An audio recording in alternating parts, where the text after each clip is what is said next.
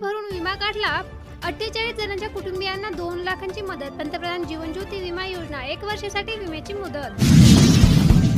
अतिवृष्टी बाधितांसाठी लागणार आहे 812 कोटी रुपयांचे अनुदान। सप्टेंबरच्या पहिल्या आठवड्यात 3 दिवसांमध्ये 62 मंडळाची अतिवृष्टी। अतिवृष्टीने शेतीचे प्रचंड नुकसान झाले असून 62 महसूल मंडळात अतिवृष्टीची नोंद झाली आहे। ज्येष्ठ साहित्यिक कलावंतांना शासनाकडून मानासह धनही। जिल्ह्यामध्ये 1200 कलावंत विविध योजनेचा लाभास पात्र।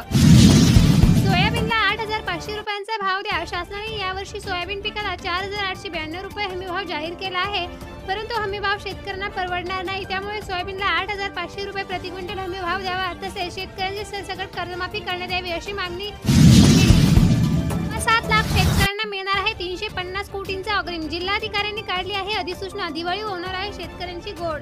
शेतकऱ्यांना मूग उडीद सोयाबीनची ऑनलाईन नोंदणी करून घ्यावी। आधारभूत किंमत खरेदी योजनेअंतर्गत खरेदी सुरू करण्याचे आदेश।